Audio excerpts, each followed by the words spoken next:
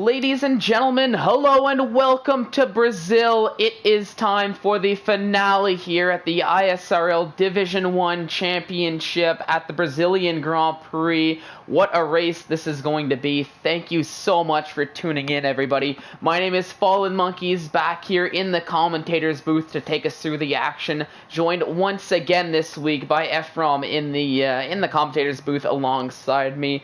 Ephraim, how you doing today? Excited for the racing action we have set up in front of us here today? Of course, we had a very good race in Division 2, and I'm expecting the same in Division 1. At least we have 19 drivers in track right now, and I believe so that maybe we will have 20 because there's another person who needs to join. But definitely Division 1, a lot of action, a lot of mixed division drivers, as I'm seeing, that there's a lot of division drivers from Division 3, Division 2, and also some of them who are from Division... most of them who are from Division 1, not some of them. But yeah, we're going to see a very good race, a lot of different strategies, I think. And also, I'm expecting to see a lot of risks and overtakes.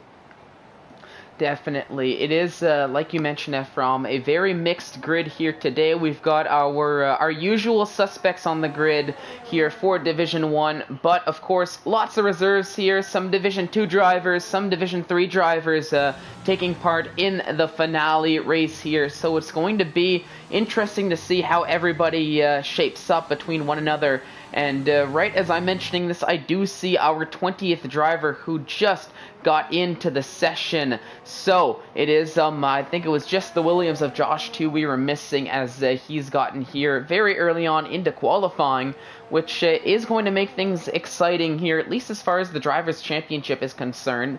The championship itself has been essentially wrapped up. It is Chapelelli who is confirmed the Drivers' Championship winner here in Division 1, knocking off the former three-time world champion of Sweet Crown 19, or Ariel Wouter as we've known him by now. But looking down the order, it's still going to be a bit of a battle for best of the rest. Josh 2 is actually second in the drivers with 347 points, and Izad Kush is third actually in the Drivers' Championship with 341 points. So that is going to be the big battle here to keep an eye out for as far as the championship order is concerned. Both drivers here taking part in the finale, both drivers looking to maximize their points here by the end of the race. But still early days here in Q1. I was keeping an eye out on IFR Milan just to see where he could pace himself, not the flying lap he was hoping for here,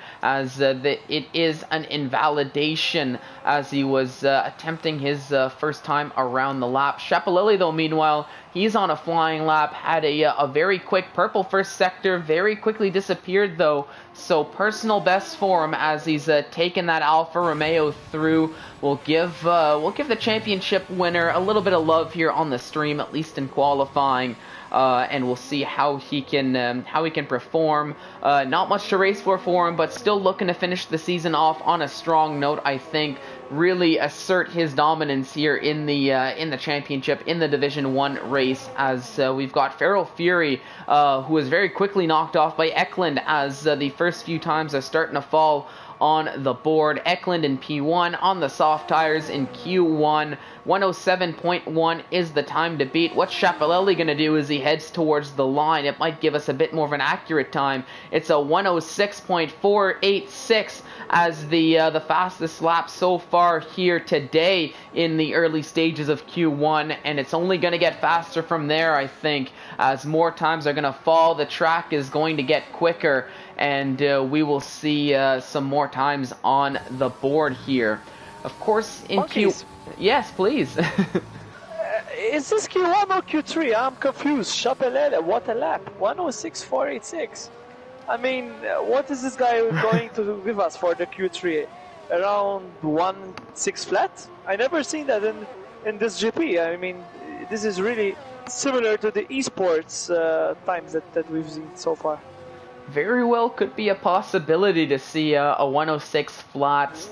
Dare I say, breaking into the 105 barrier, which I think is possibly unheard of here if that lap can get nailed. Between Chapelilli and even Rotation, who set some a 106.5 as the top two on the board. Izat Kush, though, a distant third with a 106.7. But like you were saying, that 106.4, a monster lap here in Q1. And I'll be honest, I think Chapelilli may be trying to just get a lap on the board and just sit back and relax for the rest of Q1 while he lets everybody else try to battle out for position. Of course, your goal not necessarily to be at the top of the leaderboards here, as long as you're within the top 15 runners at the end of this qualifying one session, you're going to be okay. You're going to make it through to the next qualifying round. If you end up outside of that, position 16th through 20th, that is going to be your qualifying over and done with. That is going to be where you're going to start the race, and you're going to have to wait a long time, wait for Q2, wait for Q3. And, I mean, right as I was saying that, Chapelilli, I think that's sort of his plan. He just got his one lap set the lap he liked, and very quickly retires out of qualifying one. Gonna sit back, relax, maybe grab a drink, and wait to do it all again in Q2. Crucially, Mark, though, he is retiring out of qualifying one as well. He's happy with that 106.9 he put on the board. Josh just set the fastest sector 3. So we'll see what he can. I'll keep an eye out as I think he sets a 107 flat. It seems Josh too did, as I think he just crossed the line there. Knight up to a 107.2 is his first time on the board, as Knight has struggled to make it out of Q1, but with this mixed grid that we have in the final race of the season, very well could find himself into Q2 and possibly even into Q3 if he can put a lap together that he's happy with. We'll see how it all plays out. And now Jeroen Visser about to cross the line. Let's see, he puts himself up into P4, so 106.9 for Jeroen Visser. So looking to be a lot of 107s for some of these drivers, and lots of high 106s to kick off this qualifying one session. Definitely, we're seeing some good laps. Also, some drivers are retiring already because they're safe. I think the margin would be around 175, but definitely these drivers, as we talked about before, they are like mixed up from different divisions. So we're not expecting to have like the best out of all lap times, you know. So there's going to be a little bit of a gap between them, but definitely there's some drivers that we still need to see a lap from them. There's Nathan JB. There's also TDB from XL, which is one of the fastest groups that I know. Netsky, definitely. Netsky, he's struggling a bit because he is, I think, he just exceeded his track limit again, and he ended up not doing another lap. So now he needs to do another lap on those soft tires. I think he's just starting his lap now. Yes, now they're starting the second lap. He's starting, yes. And I'm seeing that Nathan JB is in the pit. So basically, he didn't set a lap time yet. But Jamie 1, he's still in the pit as well. And this driver is also a Division 1 driver. Yeah, it looks like they're biding their time. I mean, they still have 9.5 minutes to go, so maybe trying to figure out the strategy, figure out how they want to go about it.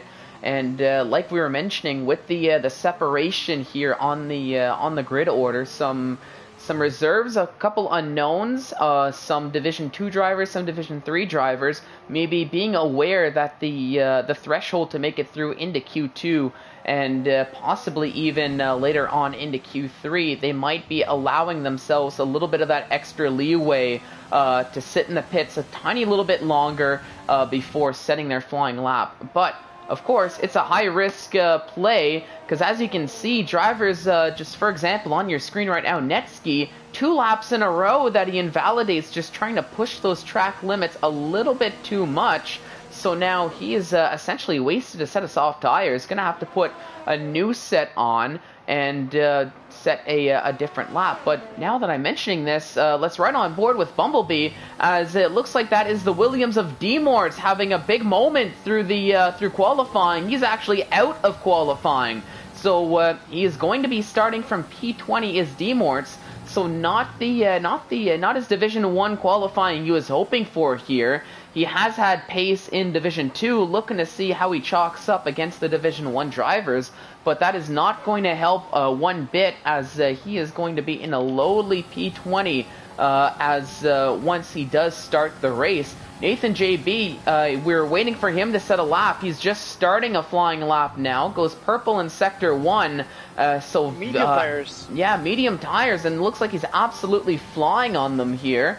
And I think he's feeling comfortable that he can make it through into qualifying 2 on the mediums to possibly conserve a set of soft tires for Q2 and maybe even for the race, depending on what we can expect come race time here.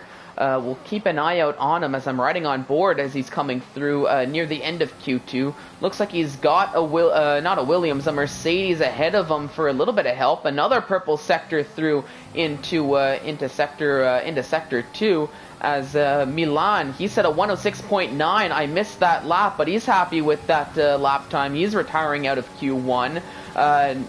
Nathan JB towards the line, only 12th fastest for him. Monkey's Furry just invalidated another lap, and he's on the second set of tires. Basically, he's not running really confident on those tires. Right now, he's in 14th position, but definitely, I think we need to see more from this guy, and he really needs to be aware that there's another car behind him that's setting the fastest lap right now, and I think he's gonna give it a little bit of tow as well. It seems that they are overtaking each other. Yeah, it looks like it. The two Haas drivers having at least a little bit of fun here on track, I think. But they had to watch out because that was Bumblebee that was just finishing a flying lap. Went about a second faster than his previous time, bumped him up into 15th, but very quickly got knocked down into P16 outside of that top 15, as that was the Ferrari of Dark who set a faster lap time and takes that P15. But for Feral Fury, given the grid order we've seen, I would expect to see him a little bit higher, but it seems as though similar to what we saw happen in Netski a little bit ago in this Q1, track limits seem to be at least a little bit of a talking point here in qualifying, as a lot of these drivers are looking to push these cars to the limits to maximize their qualifying times. But we'll see how Feral Fury, it looks like he's had a much better lap time here this time around, as he's kept it valid, has gone much faster as he heads towards the line. Let's see where this is going to put him here in the order. He goes up to 5th fastest with a 106.9. So it looks like a lot of drivers are feeling comfortable once they break into that 106 barrier, given that currently 15th is occupied by none other than ISRL Knight, who is sitting at a 107.297, currently on a flying lap right now. We'll see if he's going to keep it up. I'm not too sure what his Sector 1 time is, but we'll see where he brings himself in Sector 2. Netski, once again, has been struggling with track limits, but it looks like he's on a much cleaner lap this time around, so we'll have to keep an eye out on Netski as well. Sector 2, though, for Knight is about a 1/10 of a second slower, so I don't think he's going to finish this lap. Nope, very wisely going to be diving into the pit, so you can see that fuel light on, so I don't think he was going to make it around one last time. We'll switch over to Netski. So Please go on ahead. What I was going to say is that all Division 1 drivers, let's exclude Mark, because I think Mark should be in Division 1 for next season. Definitely they are running like top from the other drivers. I think the only driver who is really close to them is Dark, as Dark is around 2/10 away from Knight. But come on, Knight, show us what you got. And I know that you trained a little bit for this track, you had a little bit of practice. Definitely you can do better, you have a little bit of time left. So we're going to focus a little bit on Knight. If he's going to end up his qualifying here, we hope, me and you monkeys, that we will see him going through Q1. Yeah. So let's just hope that we will see him in Q1, in Q2. Yeah, we'll hope to see him. Currently on the outside looking in, but it looks like nope, that was a Mercedes that's leaving the pits. I think now the Red Bull of Knight is exiting the pit lane for one more lap, but he's going to have some company as he's got Nathan JB on an out lap right now. Eklund currently starting a flying lap here in 13th position, but I think the likes of Bumblebee and Aizen will be leaving the track sooner rather than later to get one last flying lap in. Looking at the times, I know Aizen should have a little bit more in the tank. Bumblebee as well. I've raced alongside them in Division 3, and I'm looking at those times, and I think there's a little bit more in them than what they have on the boards. They just have to put that lap together, and it could very well be a surprise showing in Q2 if they're not careful. But it looks like we were saying, as long as you're into the 106.9s, maybe 107 flat, you should be safe to make it through into Q2, unless this track does evolve a lot more than what it already has between now and the end of Q1. Eklund, though, going much faster in Sector 2, it looks like, as he's heading towards the final few corners, opens up his DRS flap towards the line. Where is that going to put the second Renault driver? It only puts up, well, now not only puts him up into P7, it's a 106.8, so should be able to make it through into qualifying too. Netsky, though, we were keeping an eye out on him. He was on, oh my goodness, words are difficult for me. He said a 106.427, and he is at the top of the timing tables here for Q1. And I think was that either Ryder Dow, I believe, or somebody said a much faster time. Could have been Josh too as well, who crossed the line, and he put himself up into 5th fastest here Josh is really at good. the end of Q1. Josh is really good. He's running 106.614. But right now, I'm focusing on Knight. He's a little bit up on his time, around 0.040. Let's see Sector 2, how he's going to close off. But I'm not confident that he's going to improve his time right now. Let's see what he can do, because, oh yes, he went 0.066. But right now, to be honest, he needs around 1/10 to be safer. Let's see if he can do it. And in fact, 107.164. He done a very good lap and pushes Nathan JB, which is in another lap. Nathan JB have 2 purple sectors. But Nathan JB is actually knocked half a second off of his time as he's heading towards the DRS straight. So I think Knight at this stage is most likely going to be knocked out of that. As you can see, Nathan JB up into 7th now. 7th position. So very comfortably now through. He can still overtake Jamie 1. Jamie 1 is on an out lap. He have 30 seconds left. But Knight right now is on another lap. And I don't think he have fuel, but because he was running on a little bit of fuel. Yeah, very low on fuel. I think he's pushing. I'm gonna keep an eye out on the Red Bull. We have a little bit of traffic as well. Yeah, that's the thing. It looks like it's some that might be Bumblebee that's in a little bit of traffic. The Sector 2 time much slower, so I think that is going to be Knight out of qualifying as the timer hits 0, and that will be the end of Knight's qualifying. A bit of a disappointing qualifying for him here at the end of the session. Aizen, that's the end of his qualifying too, as he had an invalidated lap on his final attempt. So he's going to find himself down in a lowly P19 as he crosses the line here. And I think for Jamian, who is on a lap himself, he is going to be safe as 16th through 20th have finished their opportunities. And it looks like we predicted that right on the money, it seems, as Jamie93, who's occupying P15 right now, it's a 106.8, as I think Jamie93 actually crashed out of Q1. Now that I'm looking at the timing tables, because Jamie 1 on the Mercedes about to cross the line now, he does not go faster, but he's sitting with a 107.1 in P14 compared to Jamie93's 106.8 in P15. So I think Q2 is only going to have 14 drivers now, as we've hit the end of qualifying 1, with Netski leading the timing tables with a blistering fast 106.427. And Ephraim, it begs the question, are we going to see quicker times here in Q2 and Q3 from some of these top runners? I mean, I'm blown out already. I'm blown away already. Netski with that Renault 106.427. It's so hard to do these laps, but definitely these drivers are going to give us a little bit of a show today. This is the last race of the season from all divisions. Definitely go on, risk it, take it your all.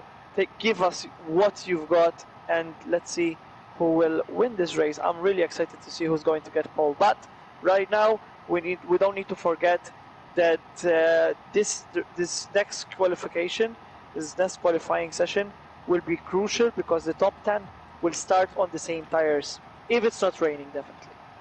Yep, and that's something we'll have to see. AJ, I'm looking at the chat very quickly. AJ is predicting possibly a wet Q3, and it looks like it might be going that way, given the cloud cover that seems to be increasing now between Q1 and Q2. We'll have to keep an eye out on that. I'm also seeing Bumblebee, who was knocked out of Q1, realizing, I think, having a realization about how fast these Division 1 drivers are. Definitely gotta have to agree with him on that, as these times are blowing my mind here.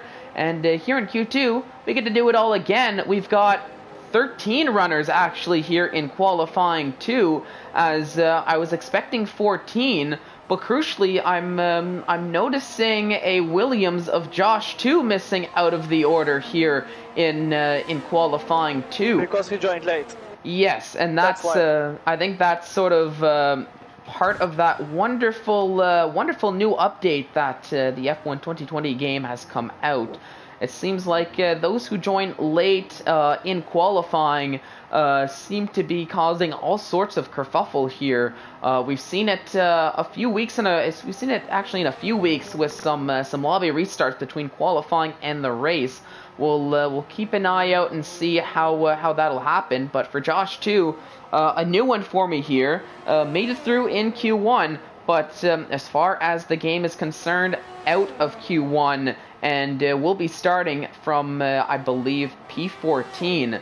But here in Q2, Schiaparelli leading the way on a flying lap here as he heads through turn 1 and turn 2. We'll ride on board with them, try to scout his secrets as he keeps a very tight line on the exit of turn 2. Works out for him as he goes purple through the first sector as the first car on the track to do a flying lap. Let's put up the timing. Let's put up the telemetry just so we get a bit of a better view here. But through into sector 2 now, down into third, feathering the throttle here on the exit now quickly on the power as he heads towards the uphill. Looks like it's an off-camber right-hand corner. Now very quickly down the hill with the sweeping left-hander. Just throttling, you can see, keeping two wheels on track perfectly fine, really pushing these corners to their limits here as he powers through towards the final corner and the line, as tight of a line as possible, you can see there. And it's a 106.297 that he pulls out of the bag here for Q2. So just as we were praising that lap in Q1, knocks off 0.2 of a second and goes even faster in Q2. So we'll see if he's got more in the tank for Q3, which I'll be honest, I think he's very comfortably into Q3. As rotation a 106.7, Ryder Dahl a 106.7. Netski, I thought he was on a lap right now. Looks like he's abandoned his lap, or no, now he's just starting a flying lap now as he's heading towards Sector 3. Just bumped that ERS up. Maybe had a moment, but we're seeing lots of times breaking through here, and it's an interesting to see lots of drivers just looking to hit the track as early as possible in this Q2 session, which might... Please. Yeah, please. What are you seeing? I'm seeing that IFR Milan he just used his medium tires for that lap. 1:07.138 on a medium. That's something fantastic. Definitely he's going to switch for the softs because he don't want that he will risk it from top 10. But definitely we're going to see something special here. Chapelele, I think in time trial, he's done around 1:59. So let's see if he can do that as well. We'll see if he can. There's more from him that we're going to see tonight. We'll have to see if he can replicate that time or at least break close to it. Isat Kush, though, he's flying as well. It's a 106.6 here in Q2, so we've got an AlphaTauri 2 and 3 on the timing tables here in this stage of qualifying. As rotation, he was happy with his one and only lap time. He retires out of this Q2 session, but I've got to keep an eye out on this just a tiny little bit. Given that we've got a lot of drivers on the softs, a few of them on the mediums, the likes of Netsky and Milan, who look to set their times on the medium tires. But I'm looking at the cloud cover and gauging that so many people just left the track so early, which normally we see a lot of drivers wait just a tiny little bit, not with that sense of urgency, all leaving early. Do you think possibly we could see some rainfall here by the end of qualifying 2 leading into Q3, which could be why... It is raining. It is raining. It's official. It's raining. Right as I say that, yeah, I'm seeing that now with the onboard. I'm seeing a couple blips on the onboard of Netsky's, so crucial here. Netsky found himself into a top 10 on those medium tires. Let's see if anybody else is going to be pushing for one more lap. Isat Kush is definitely not on a lap. Milan is out on the soft tire, so he's going to have to... He's rushing around the track, it seems, to try to get one more lap in.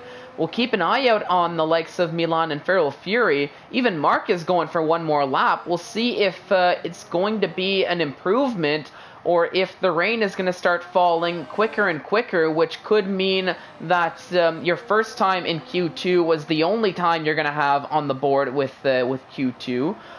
So just some things to keep an eye out now. Here's it looks like the rain is coming down a lot harder now. Unlucky.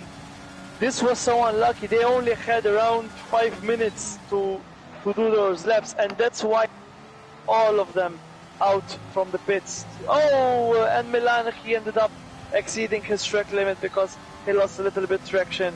And right now, definitely, we're not gonna see any improvement by Jerome Visser, Milan, and Jamie 1. Yeah, definitely. And the grip is definitely... Looks like it. I can even seeing Feral Fury kind of fighting that car a little bit through turn 1 and turn 2. For Milan, though, a very unfortunate mistake from him. As you were mentioning, Ephraim, he's got a lot of pace in that car. Just has to put the lap together, and with that invalidation, I think that might be it for Milan's qualifying. Just given what I'm seeing with these conditions, even Feral Fury, he's got no ERS on that car as he was starting his flying lap. So I think that's going to be the end of his qualifying. Let's look at Jamian, who's right behind on the outside looking in. He abandons his lap as he puts his ERS down to 0. So it looks like very like we were predicting here. Unless Milan wants to go again, we'll stick on board with them to see how he's going to handle this second time around the circuit. But it looks like the first times that were set are going to be the times on the board here, as these track conditions just have seemed to have gotten much worse over the last few minutes compared to what they were at the start of Q2. But he is 5/10 slower. 5/10 slower for Milan. Oh, and that is definitely the indicator there. We saw the onboard nearly in the wall for Milan, and I think we're going to start either seeing some intermediate... Is that Kush is running intermediates? Why? I think he's possibly to do some prep for Q3, if I'm going to be honest. Jerome Wizard. So Jerome Wizard, he's put on a set of full wets. And he is definitely not having a good time here as just getting back on track. Mazepin? Oh, no, it's not. Okay. I mean, very well could have been from what he was looking like there. Your own Mazepin Vasseur on the track right now with the full wet tires. You know, I hope he knows I'm kidding here. In the Haas, it's just the perfect timing. He's exploring the sites of Interlagos here, I believe. As I think I just realized I might have been botching the track name here through a lot of my commentators, through a lot of my commentary. So it's all right. What's gonna happen now? Who will be the best guy in the rain?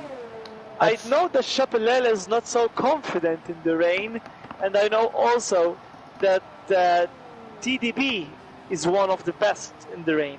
So let's see what's gonna happen. I mean, these drivers, I don't know why they're still on their outlap. Come on, please, Jerome Visser, he is ruining his wet tires, sliding from left, right, and I don't know why he's still continuing this lap. Yeah, I've decided to let your own. Oh my goodness! I was gonna. Yeah, I was gonna say I've let your own Vasseur do what he wants to do. But right as I was about to say that, Izad Kush, who I think was just trying to get a little bit of an extra run in on the intermediate tires, just because it seems like that's where Q3 is gonna take us. But it doesn't look like it's quite time for intermediates, as that's nearly the end of his qualifying right then and there. Izad Kush has got to watch out on these tires, because if he does crash out that car, then he's going to be out of qualifying whether he wants to be or not. So he's probably going to be heading towards the pits. I think it's definitely going to be the end of qualifying here for these drivers. Ryder Dahl, though, he can retire on track, I think, yes? Pardon? Can he retire on track since he's the last guy, or no? I mean, I don't see any issue with it here, if I'm being honest. It's not like he's going to be in anybody's way, but it looks like a Ryder Dahl into the pits. XL is going to hang out in the pit lane. Izad Kush crossing the pit lane with style there, as nearly running into the wall, heading into the pit lane. But I think that's going to do it here for qualifying too. Definitely not going to be any improvement as Izad Kush retires, just awaiting on XL and Ryder Dahl to retire so we can quickly head into Q3. Now, there we go. That is the end of qualifying 2, and it's going to be Jamian, Milan, and your own Vasseur who are going to be the 3 unfortunate drivers who are knocked out of Q2. Jamian is going to get the best of the rest, but they will get free choice of tires if it is going to be a dry race. Q3, though, is going to consist of Feral Fury, Eklund, Netsky, Nathan JB, Mark, Ryder Dahl, Rotation, XL TDV, Izad Kush, and Chapelelli, who has been leading the timing tables here. We won't see a 105 like we were maybe predicting in Q1, just given what the conditions are. But I think we're going to see possibly a battle here for pole position, at the very least, between Chapelelli, Rotation, and it's XL TDB, who, as you mentioned, Ephraim, is fantastic in the wet weather conditions, which we are seeing. The rain is definitely coming down now into Q3.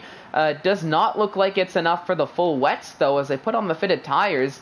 It looks like everybody opting for the intermediate tires here to kick off this Q3 session, but it's going to be a wet session nonetheless, so we'll see how the drivers are going to handle this in this 12-minute qualifying 3 session. Who can take pole position, as everybody looks like they're heading out on the track once again as early as possible. 2 by 2 the teammates are going, as it is both Alfa Romeos leading the way here in Q3, led once again by Chapelelli, who wants to be first on track and first to get a time on the board here. Definitely, this is another driver, Netsky, was going to lose his car. Definitely, these drivers, they need to be aware that at least they need to do 1 lap and try to get to reach the finish line, so they will try to get their best position ever, you know. But we need to say how unlucky is Milan and Jerome Visser. And Netsky was so lucky because also he was on a medium tire, so he's going to start the race, if it's on a dry, with the medium tires, and he's in a good chance to win the race with that strategy. So we will see what's going to happen now. Yeah, we'll have to see how it's going to play out, and that's a great point you're bringing, that Netsky was the only driver out of the top 10 on those mediums, so already at an advantage, especially if he can pull a lap together here in Q3 and bring himself possibly on pole. I didn't mention him there in the beginning, but Netsky is always a threat for pole position. Ever since he's joined the league here, has just shown immense amount of pace, and what a story that would be for him to get pole position and start on that ideal tire there on those medium tires, just go a little bit longer. Could be his race to lose possibly in that case. But once again though, every driver is out on track very quickly in Q3 on those intermediate tires to get their first lap set. So it's leading me to believe that either A, the rain is only going to get worse and we could see a transition into full wet tires, which could mean slower pace, or B, every driver here has just decided to really fuel up that car and maybe do 2, 3, 4 laps on those intermediate tires, really break them in, and then whatever lap time is the best after those 3, 4 laps is going to be the time they're going to hang on with. So we'll see. Shap is going. Chapelela is doing very good lap. Yeah, purple in the second sector as he's heading towards the line as everybody else is. Let's see where the Alfa Romeos put themselves. It's going to be a 1:14.8 for Chapelelli, a 1:15.3 for rotation. I'm going to switch over very quickly to XL TDB and see what he's got on those intermediate tires.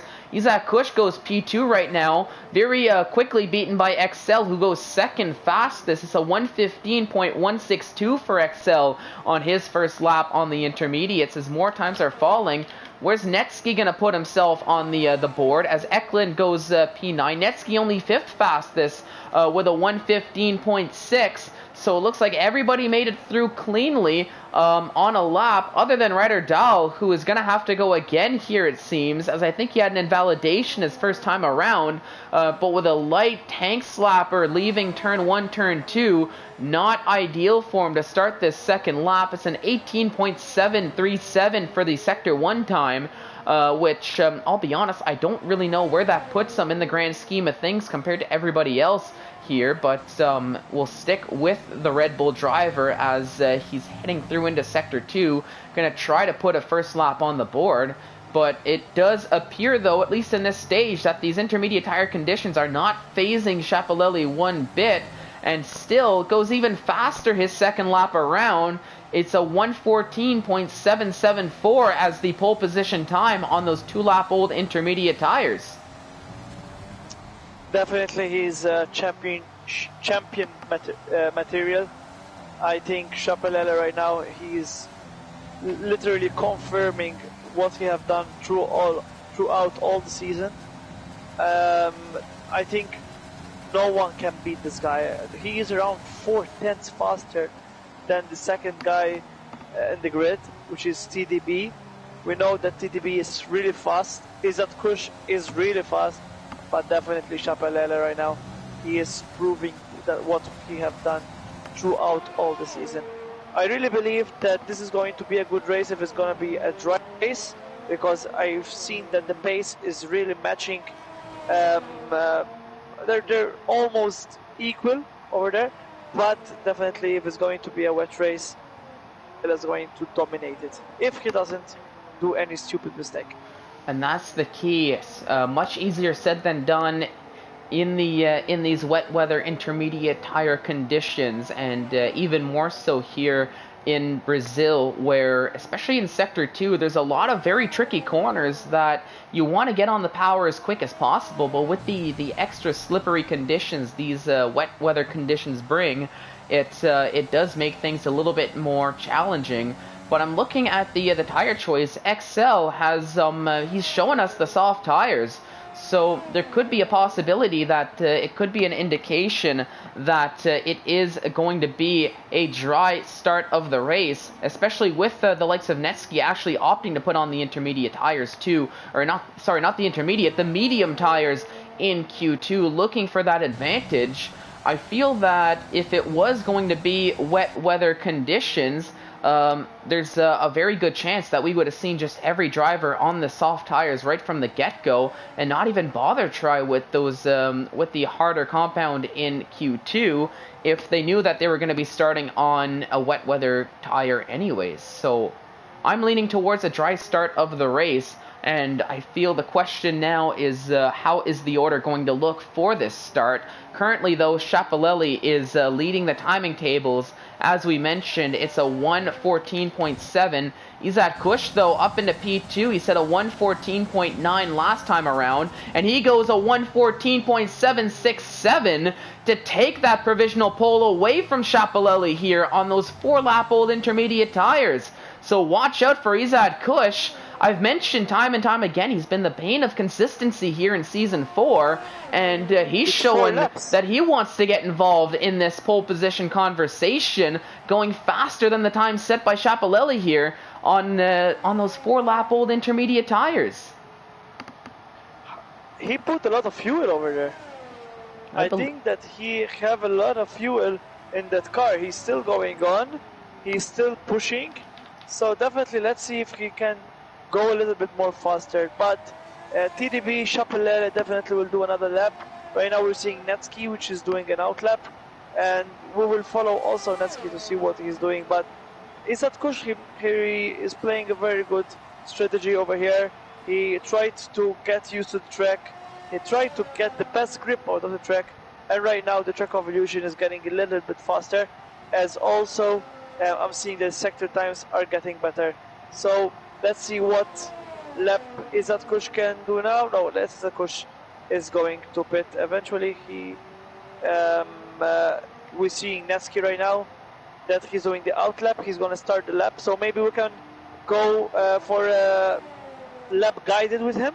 What do you think? Yeah, so right on board with Netsky. Ephraim, do you wanna take us through the lap then, as Netsky's just crossing the line here? Definitely. This is the Ertesen S-turn, where you have these two S's where a lot of exceeding track limits will be given.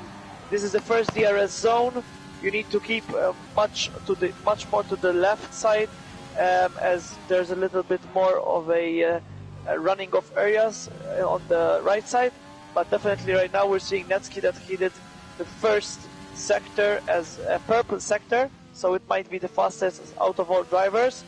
This is another turn where similar to the next two turns, but definitely right now here is a very tricky corner where either you're going to take it with the second gear or the third gear. You're going to need to push a little bit your throttle, because then you can lose your traction. But here, full gas again. This is going to be a turn where you're going to see a lot of the drivers running off a little bit on the green area, not exceeding any limits. Sector 2 is very fantastic by Netsky over here. This is the finish line straight. If you're going to be racing in the dry weather, definitely you're going to see a lot of overtakes with the DRS advantage. But Netsky put a pole position as he put 1.14.683, and this only means that the track is getting much more faster, as there's the racing line which is really dry over there. So definitely I'm going to predict that Schiaparelli, Mark and Izat Kush will continue to improve their times, and even also maybe because I saw him that he really had a good pace in the dry, Nathan JB will be also good. Keep an eye out on them there, and Netsky really picked a fantastic lap to take us through with Netsky as a near perfect lap here in the intermediate tire conditions. Thank you, Ephraim, for taking us through that lap. I've switched over to Schiaparelli, who's currently on a flying lap. I believe Netsky is just a little bit ahead of Schiaparelli, as he might be going for a second lap, looking to improve. But here with the nearing the final minute of qualifying 3, I think if drivers are on an out lap right now, they're going to have to get around. They get one last chance here. The likes of XL is what I'm looking at here, as he's looking to finish his out lap right behind Schiaparelli. Netsky goes faster this second time around, a 1:14.577. Schiaparelli crosses the line. He goes a 1:14.340 on that fresh set of intermediate tires, and I think he's going to go around one more time to try to set a quicker lap. Izad Kush, he is through in Sector 2 right now. He's taken 2/10 off his time, nearly 3/10 here with 30 seconds to go, but he's going to have to find a lot more here if he would like to, if he wants to snag that pole position. Nearly half a second slower this time, or half a second quicker, I guess I should say, on this Sector 2 time as he heads towards the line. Mark, he's had it with qualifying. That's going to be the end for him. Izad Kush sets a 1:14.258 on his lap, and he can go around for one more, so he might improve. So it's all going to come down to the final laps here in qualifying. Netsky, that's a big mistake for him here as he loses the back end, and that is going to be the end of his qualifying as it's an invalidation for good measure. I'm going to switch over to... Chapelela is down on his time with over 1/10, so this might be the moment we're going to see a new pole position as Chapelela reaches the finish line, and let's see what lap he does, and Chapelela almost just 0.012 between these two drivers. It's a very close qualifying, and it was so exciting to see these drivers that even in the wet weather, they are still running a very good qualifying. Love to see that, but unless Eklund has anything to say about it, heading towards the line, he does. It's a little bit slower this time around for Eklund, so it does not appear to be the case. That is going to be the end of qualifying, as Izad Kush, who's currently sitting on pole position, the only driver left to finish his lap, and I think he does actually go faster across the line to improve that pole position time, but it's going to be the AlphaTauri starting on pole position. So I don't know if anybody had actually predicted that, but it's Izad Kush on pole in the intermediate tires, 0.036 faster than Chappellelli, who is going to be starting on the front row of the grid right alongside the AlphaTauri. And row 2 is going to be XL, TDB, and Netsky. Third row will be Ryder Dahl and Rotation, with Mark and Nathan JB, two CRL drivers, occupying row 4, with Eklund and Feral Fury rounding out row 5, qualifying in 9th and 10th. But my, what a qualifying that was. Really got exciting near the end there. And this has got me really hyped, really excited to see what's to come here for the race here around Interlagos at the Brazilian Grand Prix. And it appears as though the rain has cleared up. It is nice and sunny skies. Correct me if I'm wrong, Ephraim, but I don't think I see a cloud in the sky here for the start of the race here. No, not at all, and this is going to be a dry race. I was really wrong with my prediction that Chappellel is going to dominate in the wet weather, because we've seen Izad Kush is really upping his game, Netsky is upping his game as well. So let's see what's going to happen now, as these drivers, they definitely want to have a very good start and will take maybe from third position they can go to first. This is one of the tracks that late braking in the will definitely help you. Oh, definitely. And this is something that, given the battles we've seen in qualifying and just a lot of the pace that we were seeing from so many of these drivers in qualifying, it seems like it's going to be anybody's race to take. Izad Kush has definitely come to race here. We know Chappellelli is always present, always ready to race. But we do have our unknowns that seem to be showing a lot of pace. The likes of XL, that I know he's shown time and time again here, at least as far as qualifying is concerned, that he's got the pace to compete. And we'll see now if he can keep it up over the course of 36 laps on that race pace.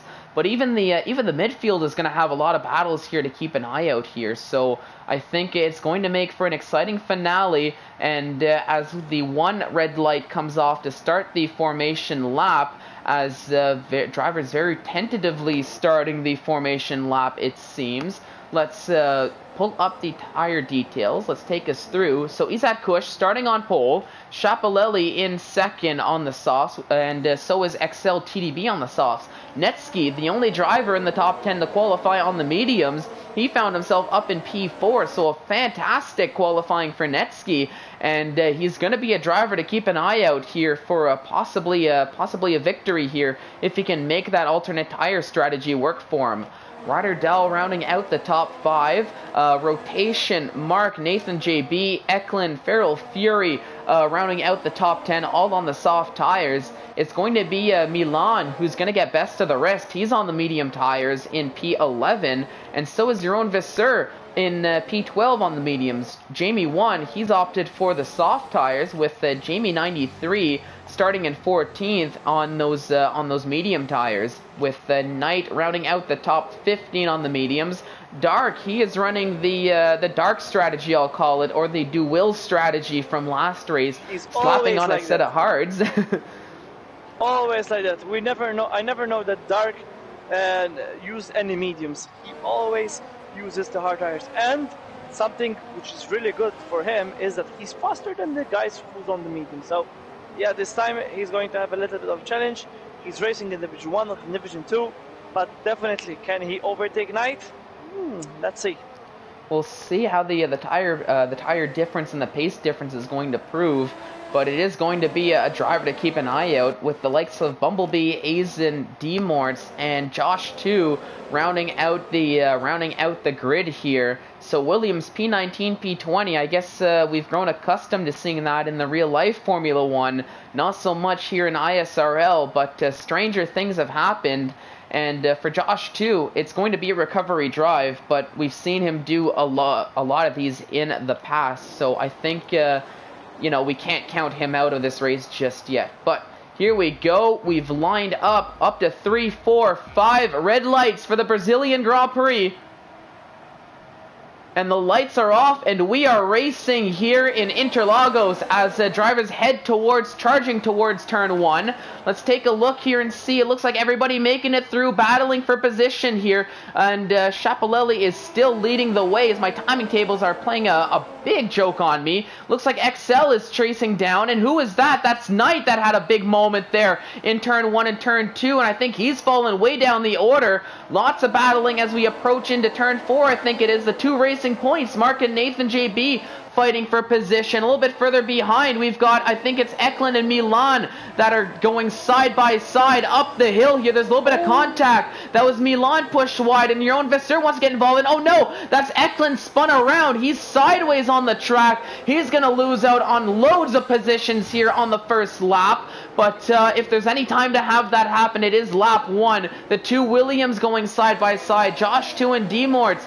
Josh 2 is going to try to get ahead, but Demorts is not going to make it easy on his teammate. But I think Josh 2 just finds the pace there, finds the traction, and no, Demorts keeps his teammate behind him there. It looks like Feral Fury now was chasing down Nathan JB, as my timing tables are completely bonkers right now to start the race. As we've ended lap 1, it looks like for the most part everybody's made it through relatively cleanly, other than the Red Bull of Knight, who got caught up into an incident very early on. Not too sure what happened there. Ephraim, were you able to see that at all? Which one? Knight going through into turn 1 as he's taking an early pit stop. Were you able to see what happened there? No, I didn't see what happened, but definitely I saw what happened between Eklund and Jeroen Visser as he was battling out Milan. But right now there's also a fight going on between Jeroen Visser and Milan as well. So definitely Jeroen Visser already had a contact with Eklund. Now he needs to be really aware not to have another contact with another guy. And I will correct. Right now are... I was just going to say, it's Jeroen Visser and Jamie 93 having a battle here. As I can see on track, Jamie 93 stuck behind, tried some moves around the outside, yes, the inside, but just was not able to get ahead of Jeroen Visser here on what it should be the end of lap 2, start of lap 3. In fact, yes, I mixed up the McLarens. No worries. I can see them there correctly. But definitely right now we're seeing also that Mark is struggling a little bit on pace, as he was overtaken by Feral Fury. But I see Mark that he's on a soft strategy, yes? So maybe we will see Mark going on the medium tires, as I know that he really does a very good job on those one-stop with medium tires, because some of the drivers who doesn't manage their tire well and use their controller, they're going to go for the hard tires. if you're going to use the medium tires strategy, you need to pit around lap 14. If you're going to pit with medium tires right now, you're gonna pit around lap 22. Yeah, so we'll see. For dark, I don't know what time he will pit. He will leave around 12 laps. Yeah, maybe around lap 22 to 24, I guess, as Yes. XL sets the fastest lap so far. Jamie93 still trying to get past Jeroen Vasseur, as it looks like Jeroen Vasseur trying to break the toe as much as he can. A little bit further ahead, though, Feral Fury and Mark now once again renewing that battle as they were side by side going through turn 1 and turn 2, the Senna S's. Here comes Mark now. He's forced to the outside. He's going to try to switch back to the inside, but Feral Fury has been blocking that off very well, and it looks like the Haas of Feral Fury is really positioning that car exactly where he needs to keep the racing point of Mark behind him. So Mark really going to have to pick his opportunity, find that traction, and maybe just lick the stamp and send it, so to say, as he nearly did through that corner. Feral Fury did catch that, left him room, but I think it was a fake out, so much so that Mark faked himself out there on that move, so he remains in 9th, and we'll see possibly with the help of DRS, now that it should be active, we might see an overtake going into turn 1 if we have enough pace, and it looks like that's definitely going to be the case. Well before the entrance into turn 1 is going to be Mark ahead of Feral Fury, and right behind them it looks like Milan, Jeroen Vasseur, and Jamie93 still getting caught up into this battle as they have been for the last few laps now. Still pushing each other. Feral Fury, though, coming right back on Mark, as this is such a good battle to see between these two drivers. But it looks like it's now Mark's turn to place his car exactly where he needs it to in order to keep the Haas of Feral Fury behind him for at least one more lap here. Monkeys, it's really close between TDB and Izzat Kush. These are the two drivers which are teammates for tonight. Definitely, they don't know really each other, how they race, because TDB is new to this division, as he's reserving instead of another driver that used to drive with Alpha Tauri. I don't know who is it, but definitely TDB now is with a good chance to try to overtake both Izzat Kush and Chapelele, because right now DRS is giving much advantage, and also Chapelele 80% left of those ERS, while Izzat Kush is already on a 10% ERS, so he's going to suffer a lot. Yeah, so definitely going to suffer a lot with that ERS, but it is very crucial that they're both keeping up with Chapelele, who has taken off since the start of the race, has continued to lead the race here in these early stages over the first 6 laps. But it's one of those things where if you lose your DRS to Chapelele, like what almost seems to be the case now that I'm mentioning it, that's where things can get dangerous, because that's when Chapelele really likes to kick it into overdrive, really kick it into that 9th gear, I guess, of that Formula 1 car, and start to run away with a bit of a Lewis Hamilton-esque type race in no man's land. So we'll see how this all plays out. XLTDB, though, is now chasing down his teammate, might be able to get past him down the inside here. Yes, he does, well before turn 1, as it's now XL's turn to try to chase down Chapelele and see if he can try his hand at possibly overtaking for the to take the lead of the race. But he's going to have his work cut out for him, as Chapelele has now grown that gap to over a second. So XLTDB is now outside of DRS range of Chapelele. So he's going to have to rely on pure pace in order to close up this gap, at least over the course of the next lap or two, I would think here. But it looks like XLTDB definitely came to race here around Brazil, and I think he's got it in him to try to close up here. Right now, TDB is not in a DRS position of Chapelele, as he is around 1.2 seconds away. But come on, TDB, we know that he can do let's not say impossible, because we've never seen this guy racing. Has he ever raced in Division 1? I don't think so. I believe this is his debut in Division 1 as far as I'm aware. I don't recognize the name here, so we'll see. He's definitely showing off very well his skills as he's closed up that gap to less than a second now, just one lap later. But I'm also keeping an eye out on this midfield battle, because it looks like we've got our initial group of runners from Schiaparelli all the way down to the lead racing point of Nathan JB. But then we've got a little bit of a gap here between Nathan JB and Mark, but right behind Mark, we've got a huge train of cars consisting of Milan, Feral Fury, Jamie 93, Jamie 1 is also involved in this as well, with Josh 2 a little bit distantly behind. Even your own Visser is now involved in this train.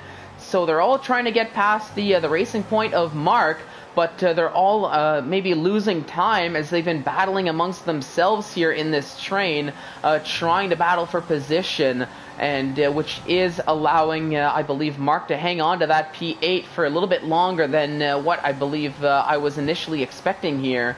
But now Jamie 93 is closing up. XLTDB, he's closed this gap right back up to Schiaparelli now.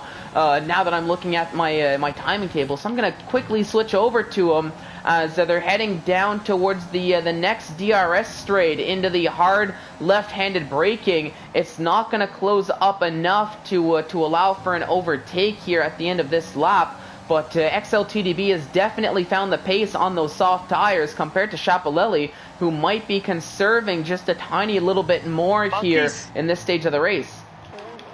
Monkeys, yeah. There's a really good battle between Mark and Milan. Right now, he was also with a DRS advantage, Milan, but he ended up running after Mark, and Mark was using all his ERS, almost from 70%, he ended up with 20%. So right now, Milan is on a medium strategy. So oh no, a big moment here. Apologies, Ephraim, as Jamie 93 tried to make a move on Feral Fury, and unfortunately, I'll call it the side pod glitch, where the wheels just get caught up in one another. They both go off, and they both lose out on a few positions here in the process, promoting Josh 2 and Jamie in up one position. But now they're coming so close, so good. Yeah, they're coming right back at it to one another. Definitely no love lost, I don't think, between these two drivers as Feral Fury takes that position back. But it was an interesting move to see. I thought he was gonna get it to work, but unfortunately the wheels just got tangled up and they both ended up going off here. And it looks like Aizen now trying to get past Demorts a little bit further down for that last points paying position. Thought about going down the inside, but the gap closed up as Demorts is going to remain in P15 as they're having their own little battle here for the final points paying position of the race. Also, we need to mention, oh my goodness. Sorry, Jamie 93 and Feral Fury getting involved once again, right around the same place they got involved just one lap ago, and from bad to worse now, as that's Feral Fury off into no man's land here, making contact with Jamie 93, and I mean, some of that was a little bit questionable. Maybe some heat in the cockpit between those two drivers after the initial incident. But I think that's something maybe the stewards will end up looking into after that race as Jamie 93 continues onwards. Oh my goodness, and that's Aizen getting spun as he is falling down facing the wrong way on track. And what's going on here? We've got Dark and Bumblebee now going side by side. So it's all kind of going off here near the rear of the field here between the reserves. We've got some yellow flags in turn 1 and turn 2 as that's Aizen trying to get back on track. I think things have kind of calmed down a tiny little bit there, but a crazy few moments there. And oh no, that's Bumblebee, a big moment. Oh no, sliding on track, nowhere to go, and essentially slides right into the path of Dark, as I think the grass might still be completely soaked from the wet weather qualifying, as now Feral Fury gets past Dark now, and Feral Fury finds himself after all of that essentially right back behind Jamie 93. what happened over here? We had 2 laps of madness. A very good battle between Jamie 93 and Ferry, but come on, we had some other accidents. Aizen, he lost a lot of time. I don't know what happened in that first corner, but definitely he lost a lot of time. He spun 3 times in the same 2 corners. I never seen this, but right now it's looking that Dark, he had 5-second penalty, I think. Now he pitted. We have also to report 3-second time penalty for Milan, 3-second time penalty also for Jamie 93. There's around 8 seconds for Bumblebee, and 3 seconds for Aizen. 3 seconds now for Oni Station as well. So one of the guys from the top 7 also got a 3-second time penalty. On the other hand, on the first lap, we've already seen some guys do some corner cutting, but definitely they're really aware not to continue those corner cutting because they're so close between them that if someone gets a penalty, they're going to lose a lot of positions. And in Division 2, we've seen the same situation, that if someone gets a penalty, you will end up losing more than 3 positions if they're so close, or even if there's a safety car in the last minute. Definitely right now the question is, which will the medium tire strategy drivers will be faster on those soft tires, as it seems that these drivers are going to be in the best position to get the most points in this race. Yeah, and I think we're starting to see this changeover just a tiny little bit, as Netsky is now catching right up to this the group of leaders here, that group of 3 cars, and almost leaving Ryder Dahl in the dust a tiny little bit there. Looking at Milan, who is putting a lot of pressure on Mark also for P8.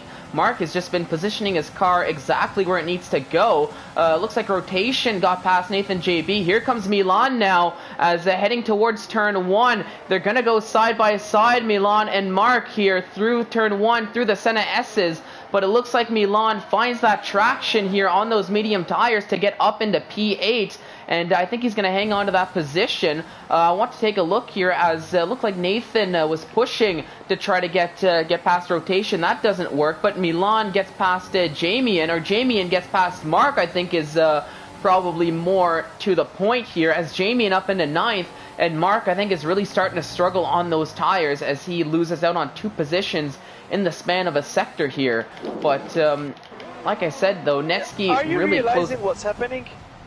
Are you realizing what's happening? Because Mark needs to get those medium tires, so he's pushing on those soft tires to the maximum. You know, if he pits now, he will get the medium tires. So definitely, Mark, I think we will see him pit, because these are, if I'm not, I think these are still used tires from the second qualifying. Yeah, and I think we're starting to see this just now, as we saw, I believe it was rotation and Ryder Dahl take a pit stop. Mark has taken a pit stop here in this stage. Somebody took a 5-second penalty, it seems. I didn't see it pop up. Oh, Mark took a 5-second penalty. That's definitely not going to help him at all here, as that's going to be added to his time, or even possibly either added to his time, I would say, or possibly served if he does take another pit stop here. But now these gaps are starting to gonna close up a little bit more here, as we're starting to see our first round of pit stops from the soft tire runners. But the leaders of the race, Chapalilli and XL TDB, they have stayed out for at least one more lap. But now Netsky, as we can see on the timing tables, is starting to close that gap up quite a bit. He's less than a second behind them all. So I'm not surprised if I see, it looks like they are going to continue onwards, these top 3 are. So a little bit of an interesting call here for the 3 of them. As Netsky, I'm not surprised, but for XL and Chapalelli, I think they're all going to essentially, these 2 are just going to pit as the other one goes. I think XL is going to stay out until Chapalelli takes a pit stop. Monkeys, it seems that Ryder Dahl found some traffic as well, because he pitted already, and right now he have a fight in front of him between D-Morts and Jamie 93. So definitely he's losing a lot of time behind them. He tried to overcut rotation. He ended up, no, I think not rotation. He tried to overcut, I think, Jerome Besser. Right as we say that, it looks like, oh, we've got a yellow flag here right behind, as I think that was maybe Jamie 93 going a little bit slowly, as he's made a lot of separation between himself and D-Morts. Ryder Dahl, though, he made those fresh medium tires work. He did lose out on a little bit of time there in the process, but he was able to get past both D-Morts and Jamie 93 with the help of DRS going into that next corner. And now we see the leaders of Schiaparelli and Excel TDB take their pit stops. So the question now is going to be, where are they going to end up? As we've got a yellow flag, as that's one of the Ferraris that had a bit of a moment through the corner we just saw Ryder Dahl go through. So I'm not too sure which Ferrari that was. I believe that might just be Dark, who might have had a bit of a moment on those soft tires.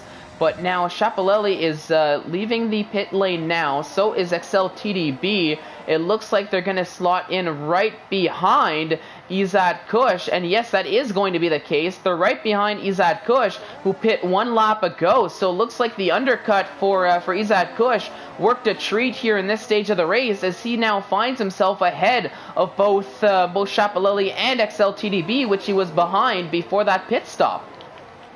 Pressure tires for Schiaparelli definitely, as he pitted 2 laps after. But TDB, what is happening there? I mean, is he struggling a little bit? I thought that he's going to go even faster than Izad Kush, but as I'm seeing right now, it seems that TDB is losing a little bit of pace as well. Yeah, and I think it might have just been the, I'll be honest, maybe either stuck in Schiaparelli's dirty air, just the fresh tires of Izad Kush compared to the worn tires of XLTDB. But Izad Kush's time ahead of Schiaparelli seemed to have lasted about 1 lap, as here we are with DRS into turn 1. It is Schiaparelli now who gets back ahead of Izad Kush. So Schiaparelli back in P4 in a net lead of the race after pit stops. Here comes Izad Kush, though, charging right back, but does not close up enough.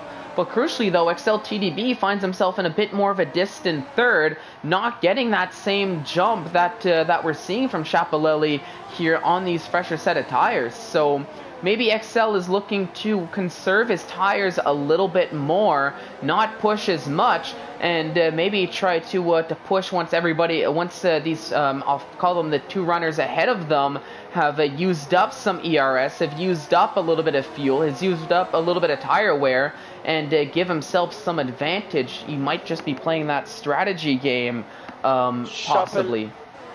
Schiaparelli will do a fastest lap, I think, because he was doing a purple sector after a purple sector. Let's see if he's going to do the fastest lap. And yes, he does. As I predicted, he does a fastest lap with that new medium tires that he has. Definitely, also, we don't need to forget that the medium tires, as soon as you are getting a lot of a lot of wear on them, you know, the hard tires, then they will be the best tires out of all. But it seems that all the drivers are on medium tires if you had that one pit stop and started with the softs. On the other hand, if you had a medium tire, you started with a medium tire, we don't know which lap they're gonna pit, but 16 laps on those medium tires, you're going to on those soft tires, you're going to struggle a lot. So I expect a pit stop around lap 22, as it seems that right now Schiaparelli is going to take it on Josh 2, as Josh 2 is a little bit more slow and he didn't pit yet. Yeah, and that's I think it's showing the pace Schiaparelli has on these fresh medium tires, as it looks like, I think that's Josh 2 taking a pit stop here on lap 18. So right as you were talking about it, maybe a bit of an early pit stop, all things considered, for Josh 2. But he feels it's time, and what's he going to decide to put on here? I think he's putting on a set of hard tires, so he's going to try to take those hard tires to the end, or I think at the very least hope for possibly a safety car, as that's Aizen's time on the track over and done with, as he retires in the pits. not having the race he was hoping for here, and he is retiring, like I said, retiring in the pits here at the at lap 20, and going to maybe put in a little bit of work here once he gets back over to Division 3 in the next season. But Schiaparelli, though, he is back putting pressure on Milan as he's continuing his charge back up the field. But now Netsky, who is in the lead of the race, he's pitting off of his medium tires. So what is Netsky going to put on here as he is now pitting? Is he going to put on a set of softs? Milan pits as well. Netsky is putting on a set of soft tires. So it looks like Schiaparelli is going to retake the lead of the race. So we are back in order as it has been over the last little bit. But now the question is Netsky going to be able to work those soft tires enough to not only catch up, but overtake the likes of XL, TDB, Izad Kush, and Schiaparelli, or is he going to fall short, possibly due to the wear of those tires here by the time he does catch up? This is something that a lot of the drivers doesn't have any penalties so far. So definitely Schiaparelli needs to be aware of that as well, that he doesn't want the penalty because it will ruin his race. No safety car or no virtual safety car. It's something extraordinary over here as well that we've never seen in the other races, because we've seen some safety cars and virtual safety cars coming in the divisions before. But also Netsky now, he's on the fastest tire, on the soft tires, and I'm really happy that he chose the soft tires, because he will take the game until the last lap. Definitely is going to be a challenge because there's a lot of tire wear involved, but he will end up the race around 70% on those tires. Yeah, but being on those quickest tires, he's going to have to make them work. He's got a 4-second gap to close. But on those fresher tires and with the pace Netsky has, I think he should be able to do it. We've had, just while you were providing the insight, we've had a lot of battling here going on in the midfield, which is still keeping up. Jamie 1 now ahead of Rotation, who is Rotation down in 11th after the pit stop. And now here comes Milan trying to make a move down the outside, going into the braking zone. They're still side by side now with this helicopter shot. But Rotation just can't seem to find the traction he needs, and he loses out on another position as that's Milan now up into 11th position as he's chasing down Jamian, as Milan is on the much quicker, softer tires, it seems. A slight little bit of contact there. Nothing wrong with that. Came very close. Possibly stick a piece of paper between those two cars there without it falling over. Yeah, what's up? Netsky will do a fastest lap, I think, because he had a lot of sectors as well. And there you go. It does pop up. Yeah. It's the 108.1 for Netsky as the fastest lap, as that gap is now 3 seconds compared to 4.1 just one lap ago. D-Mort's taking a pit stop finally off of those medium tires. Loads of moves going on here in the midfield, as that is looks like Jamie 1 and Rotation side by side, or Milan overtaking Jamie. And here comes Rotation now back with DRS. He's going to try a charge as they're now going side by side, and that is Jamie 93, I think, trying to get past Nathan JB. So much battling going on here between so many of these drivers. It's Milan now. Actually, no, he's trying to get past Nathan JB. They're side by side. There's contact, and that is a big save. Almost. No. Oh, I spoke too soon.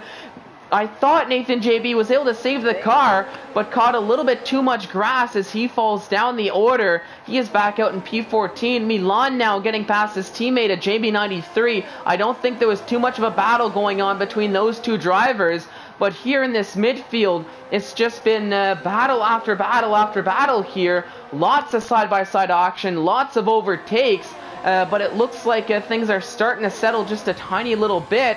But here comes Rotation now. He's going to try it around the outside of Jamie 93, both on the medium tires. Right behind them, Eklund and your own Visser. Here's the onboard. There you go. You see how close they are. A little bit of contact between the wheels. Nothing wrong with that, as it is Rotation who gets up into P8. Nathan JB, though, he is out of this race. He was not happy with that collision, so he is opting not to continue onwards. and he is leaving some points on the table here as he's going to fall down to P19. Jamie and Jamie 93, the two Jamies having a battle here on track now as Jamie 93 is falling down the order here. Josh 2 is now putting pressure on the McLaren. And I want to keep an eye out on this battle, but crucially though, Netsky's closed this gap very quickly here, down to 1.5 seconds to catch up to the leaders of the race. So I'm very quickly going to have to switch over to this battle here, especially if Netsky wants to get involved and maybe try to make a few overtakes. Monkeys, this is crucial. 3-second time penalty for Izzat Kush. Oh my goodness! He may lose.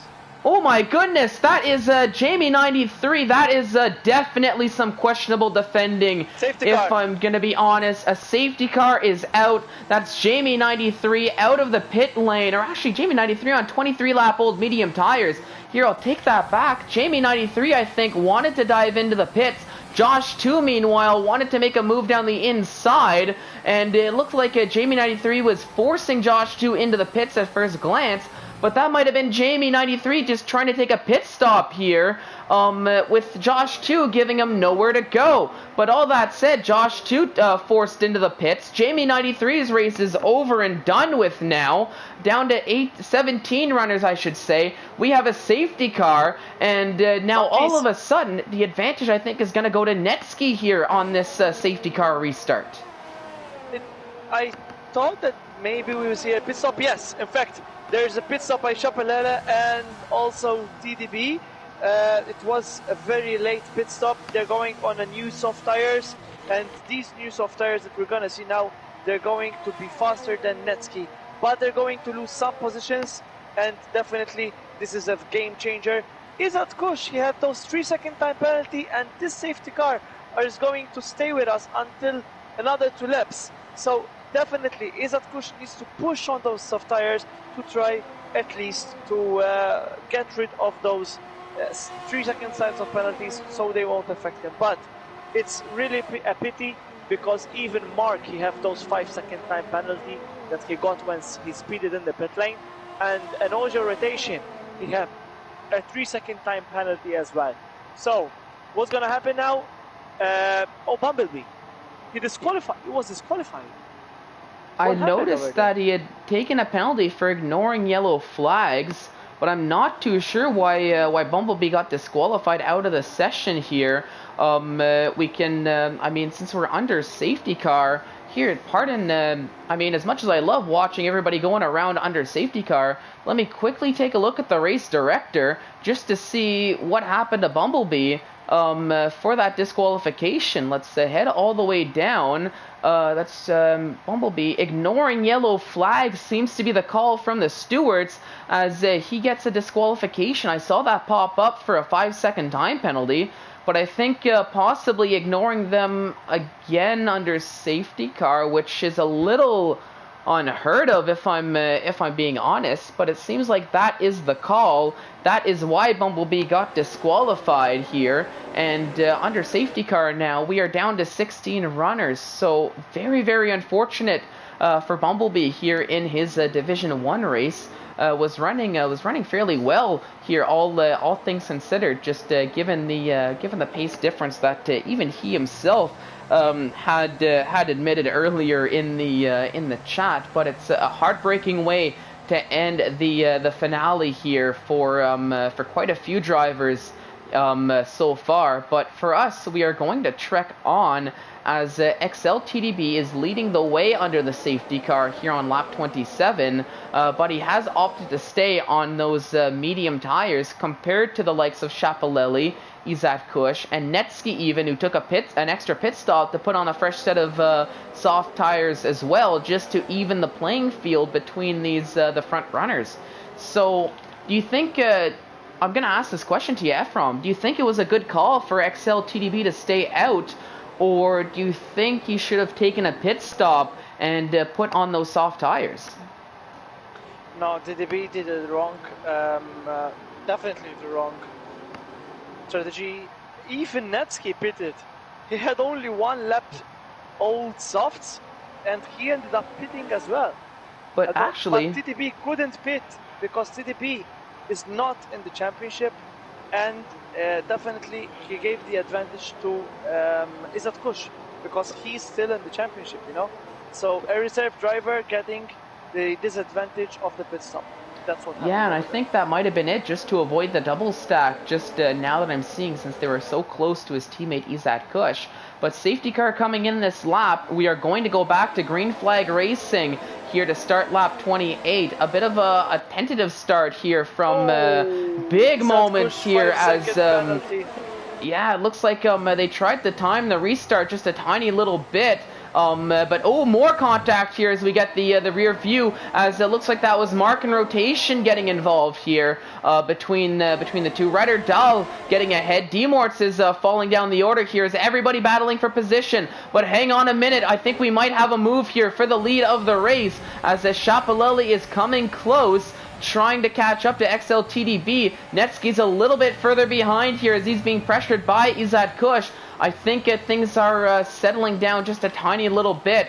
As you can see, Jeroen Visser getting ahead of Eklund as they're going side by side here through Sector 2. Right behind, it's Knight and Feral Fury having a little bit of a battle here. But how is this going to play out with the Haas and the Renault here? Oh no, and that's Jeroen Visser having a big moment. Oh, nearly taking his teammate out, and he's now into the wall.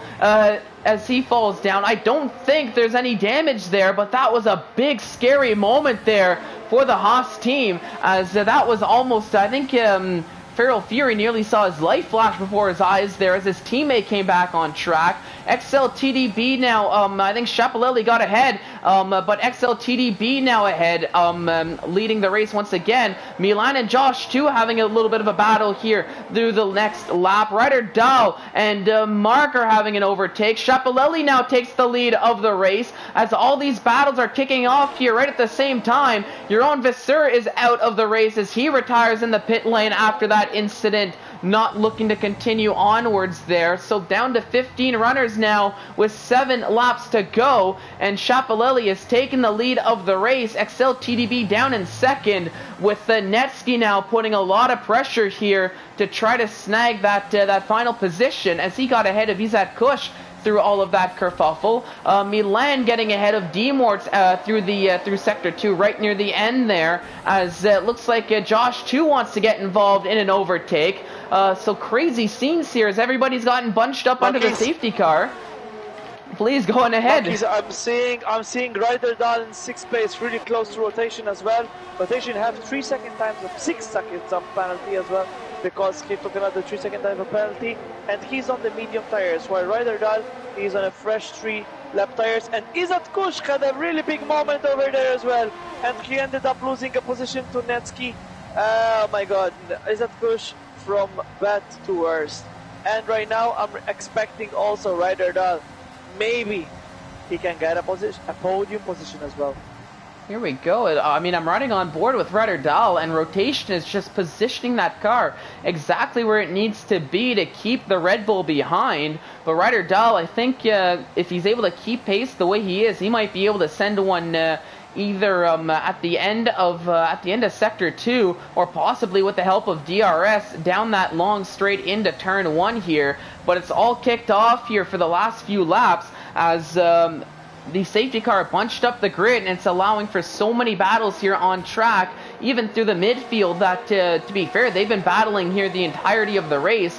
But they're picking up right where they left off. Here comes Milan now, trying down the outside of Mark. Ryder Dahl down the making a move on Rotation a little bit further ahead, and it looks like Ryder Dahl does finally get past Rotation. But for how long now is Rotation? I think is going to continue the charge here. He might get his turn at DRS now down this next straight. Is he going to try to make an overtake? No, he's going to stick behind. Okay, so there's a really good battle also between Netsky and TDB, as TDB is really struggling on those medium tires, and definitely TDB also against Shapalelli to take that position again from him. But right now Netsky is in a good position to overtake both of them maybe in the next DRS zone if they're so close together. So we need to keep our eyes on Netsky and also TDB, as they're really into fighting for the win over here. Only 5 laps left. Yep, so this race has flown by. It is the Renault of Netsky you're seeing on your screen right now as he is continuing his charge. Let's ride on board with him. Is he going to be able to close up enough? He's used up a lot of ERS in the process, so it looks like he's going to remain behind XL as they both have DRS on Chapelelli, who's still leading this race here. But the gap is being closed up lap after lap, and I think we might have a battle for the podium order here at the very least, with Izat Kush falling a little bit further behind. He's sticking with them, but those time penalties are definitely going to affect. But it looks like Knight and Josh too are having a little bit of a battle. Let me just quickly switch over to this here as they're side by side heading up the hill now. As Knight gets the inside, he is going to try to stick his nose around there. Red Bull versus Williams keeps the inside line here as Knight is in 12th. Josh too is in 13th, but they're side by side here for half a sector now, or a sector and a half I should say. Nearly 2 sectors. It looks like Knight does get the overtake done, but Josh too trying a switchback move, but now it's calmed down a tiny little bit. But for how long though? I think Josh too is just going to come right back here with DRS, but right as I say that, gets caught up into an incident here, and he falls way down the order. Last of the running cars here. Big mistake there, as now Demorts is overtaking Mark on lap 33 as Demorts is up into 9th position. Milan chasing down rotation as well. But hang on, Netsky now. He's going to try down the inside of XL TDB. Just can't find the traction, can't find the braking. But a 1/10 of a second behind is Netsky, as this is going to come down to the wire here for the podium, as loads of battles here to keep an eye out, and Izat Kush getting involved here with this P4. So it's not done yet here for the podium, and Izat Kush might be able to possibly try to force some penalties here on these podium runners. Definitely right now, Izat Kush is in a really bad position because he has 8 seconds of penalties. I don't know if the 5 seconds of the penalty of the safety car when he hit the back of Chapelele will be removed or not, because that's up to the stewards. But definitely here we've seen a lot of fighting, and these drivers, all of them, they're giving us their all. They're trying. Oh my god, this was a really bad mistake by both of the drivers. And for Milan and rotation, they ended up clipping each other's car, and they ended up both of them in the wall. This is something I just got on my screen. Milan, he have a really big damage on his wing, and I think an OSHA rotation will need to pit. Yeah, now Demorts definitely not something that they are looking forward to, but they're struggling. Look at and you can see positions now. Yeah, you see the wing damage on Rotation's car with the end plate as Demorts very easily gets by. We completely missed that on the stream, though, as I was caught up with Izat Kush, who was trying to make a move into turn 1 on Netsky to possibly snag a podium position. Oh my goodness, I just realized as well, look who has a 3-second time penalty, none other than the race leader, FRL Chapelele, with a costly mistake here as he's starting the penultimate lap, and this might just turn things on their side. XL TDB now right back involved with this, and Netsky now, Chapelele could very well find himself possibly off of the first step of the podium and down into P3 here. I don't think he's going to be, or P4. P4 as Milan retires in the pits. Yes, because if Ryder Dahl is able to close up enough of a gap here over the last little bit, he might be in P4. But I think Chapelele is trying to kick it into overdrive here for the final few laps, limit the damage. As you can see, the gap between he and XL is right around a second now. Netsky closing up, but Ryder Dahl, I think he's really going to have to put his head down here and push as hard as he can for the last lap and a bit. Forget the tire wear, you just want to push, close this gap as quickly as you possibly can here. But here it seems that Ryder Dahl, he have a little bit also more of fuel, as he's not getting very much ahead, and he's not in the DRS zone of Izat Kush, Netsky and TDB. TDB, on the other hand, we may see a switching position now, as he's going to have DRS, Let's see what's gonna happen, but definitely TDP it's looking like he's going to win. Yep, on the final lap, of the Grand Prix, though, Netsky is trying to make an overtake, but Netsky takes a time second penalty, running wide as he was trying to go around the outside of XL TDB. So it's all gone off here at the end of the race, and now Ryder Dahl finds himself back in this possible podium position here, as it might be XL TDB's race to lose, as the safety car and the ensuing battles here have really created chaos in the final few laps. But what a finale this has been here. But as the leaders have a final few corners to go through, who is going to take the victory? Who is going to end up on the podium here? As Ryder Dahl is now caught up to this group very quickly now. So we might see Ryder Dahl in a possible P2. Netsky falling down the order. I think he ran out of fuel as XL takes the victory. Ryder Dahl in second. Chapelelli hangs on for the podium as Jamie 1 finds himself in P4. Netsky down in 5th. All the order is changing here with penalties as Eklund just 1/10 of a second behind Izad Kush. Demort's in a P6, a fantastic drive from the Williams here as he was in P19 on the grid up to P6. What a drive here from him as now we're seeing it looks like a rotation and Mark closing up. I don't think it's going to matter much. Rotation though takes a fastest lap of the Grand Prix, I believe, with those soft tires, a 107.2, so he snagged some points away from whoever held that on.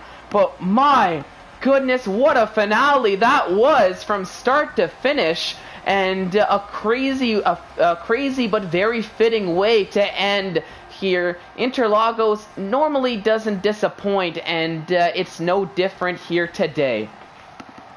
A lot of drivers taking risk, a lot of drivers showing us what they've got. I believe that we've seen a very good driver. Maybe we will see him in the ISRL Division 1 next year. Who knows? This guy must offer some kind of trouble to our drivers already. So he will definitely add something to our lineup, but that's obviously up to him. I think definitely this is something that was fantastic racing, clean racing as well. Some of the drivers, they didn't manage to give much space as they wanted, I think, but a very good race by Ryder Dahl from P5 to P2, and definitely driver of the day for me will be Demort from P19 to P6. He is a Division 2 driver, but in Division 1 he ended up in the 6th position.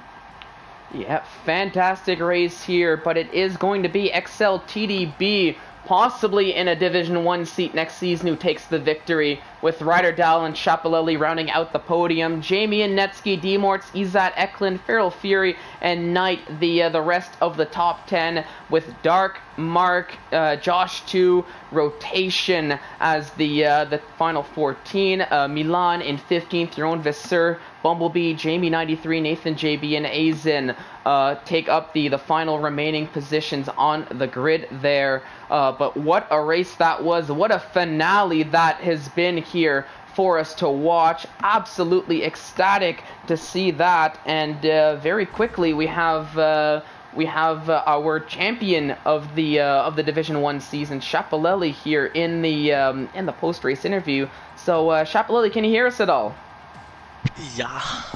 Perfect. So, I'll be honest, it was a fantastic race from you here the entire way through, but I believe a costly mistake right at the end essentially cost you the victory there, but talk us through it. What were your thoughts here on that race? Yeah, quali was not good, but then I got Izat at the start, and from there on it was just managing it. He pitted a bit too early in my opinion, so we stayed out 2 laps longer. And that safety car, I don't know if it helped us or I got damaged while going into the pits, so that was pretty bad. I think I can get 1 warning removed as well. I'll see if I even report that because it's the last race. We'll see. I mean, you've got that. You've got the championship wrapped up as well. So at this point, it's all brownie points. But how are you feeling about the championship and now officially being crowned the champion of Division 1 here at ISRL? Yeah, I made it closer than it should have been, but at the end I got it done, and that's the important part.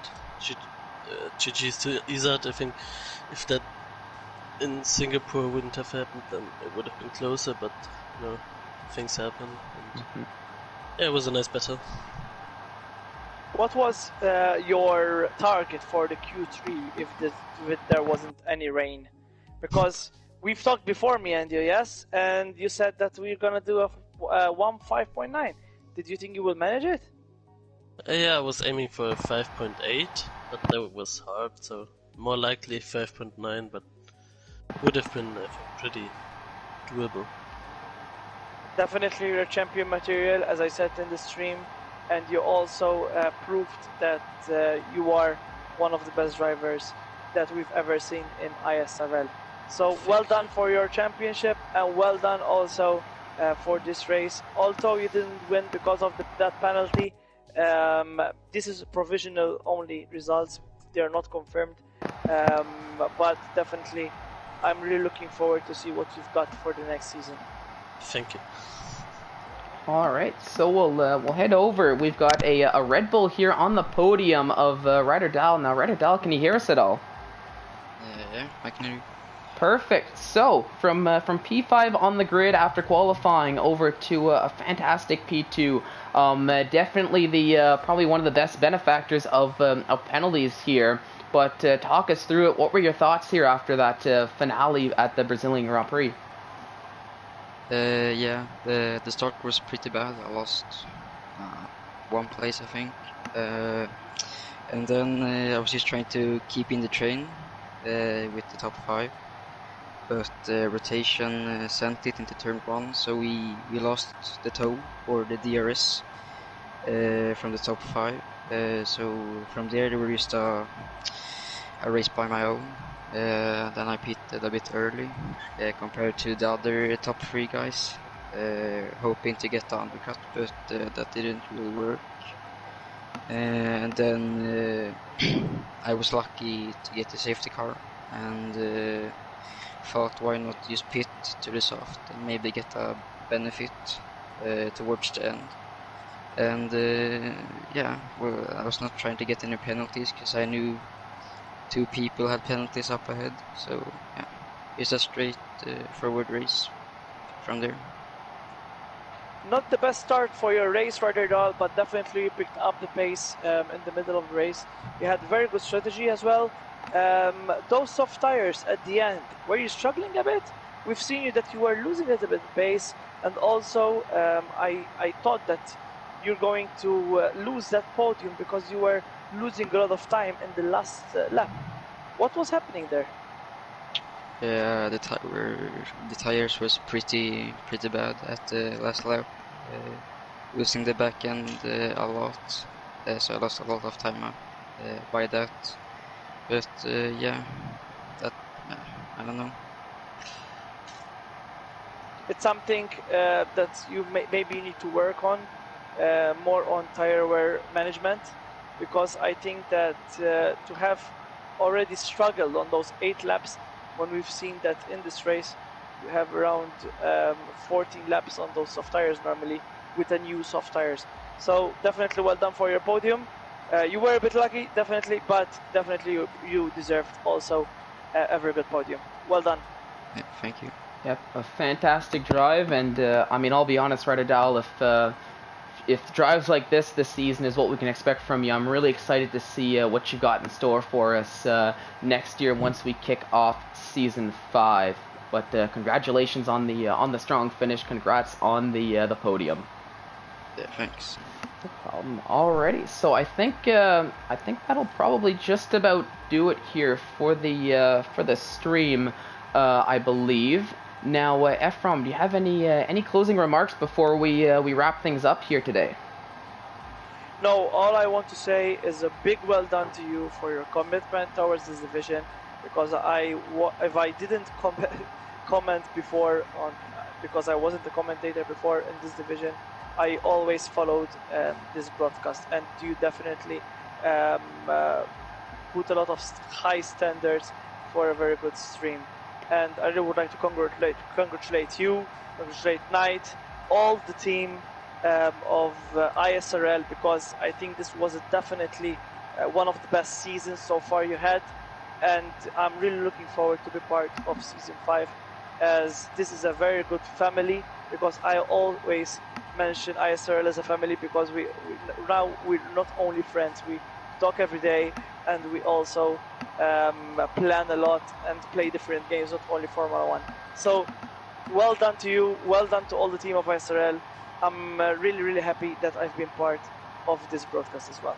Definitely, and thank you, Ephraim, for coming in, helping out here with the commentators. Fantastic season yourself so far in the race, but very happy to have you in the booth with me here so far this season, near the end of it.